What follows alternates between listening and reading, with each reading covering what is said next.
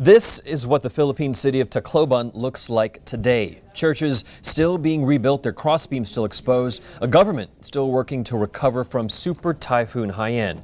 Now, 6 months ago this week, the storm slammed the Philippines, killed more than 6,000 people, and leveled towns and villages. Today, we look back on how that city is trying to come back from the disaster. I'm Ramy Inocencio for Asia Today. Joining me on the line is the Wall Street Journal's Trefor Moss here in Hong Kong, who just got back from the Philippines. He's going to tell us a little bit more about what he saw during his time there. Now, Trefor, this is the half-year anniversary of Supertyphoon Haiyan hitting the Philippines. What are the biggest images, the biggest memories that you saw coming out of it? Well, in a way, what first strikes you is how the city is functioning again, and all that debris we saw piled up in the streets, that's all gone. But then after that, you start to notice that there is still extensive damage in the city, a lot of destroyed buildings that haven't been repaired. A lot of businesses still have not reopened. Only something like 20% of the businesses in the town are open. So you see a city that's still really in the early stages of recovery. Right. Now, after the storm hit, there was a lot of criticism that the national government wasn't really helping exactly. What did you see that still needs to be done in terms of infrastructure, homes, roads? Well, homes and jobs are the two things which everyone says are really urgently needed. There are still thousands of families living in tents, bunkhouses and evacuation centres, and that's just in Tacloban, never mind the surrounding area. Also, many people worried about how they're going to earn a living. Of course, many people have been surviving on cash for work schemes run by NGOs and aid agencies. Those are now starting to dry up. So there is a lot of work being done to bridge the gap and enable people to earn a living, but a lot of the ordinary people aren't really seeing where the money's going to come from. Right. What do you see as the prevailing sentiment or emotions from the people that you met? Sounds like it could be a lot of frustration, but then again, we all know the Philippine people, for many of them, are very resilient, and even in the face of disaster, many people might even smile. Well, they are extremely resilient people, very cheerful people by nature, but there is a lot of frustration in Tacloban at the moment.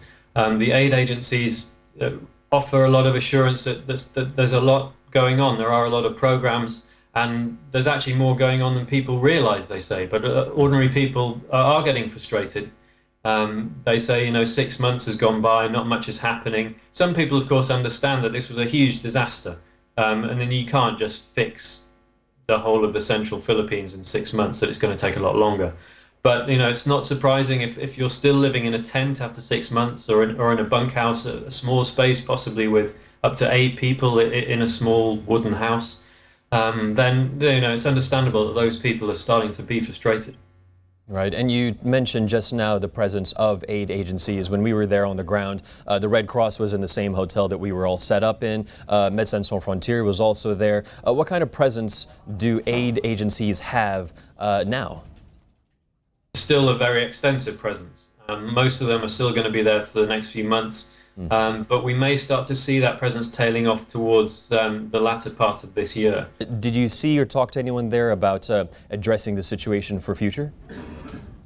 Well, the key is that, as I mentioned, this master plan, which City Hall has drawn up.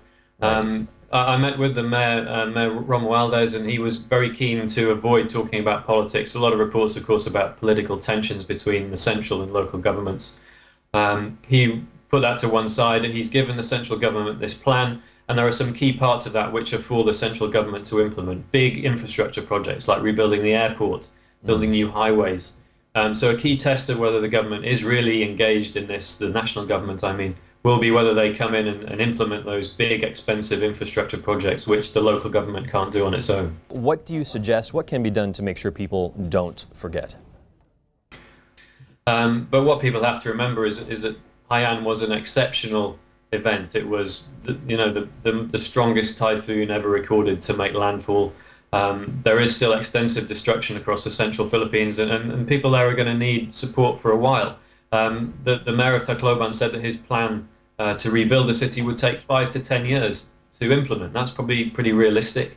So this is not a problem that's going to be solved quickly, and donors, aid donors, individuals around the world hopefully can keep their focus on the fact that this is a situation that's going to need their attention for many years.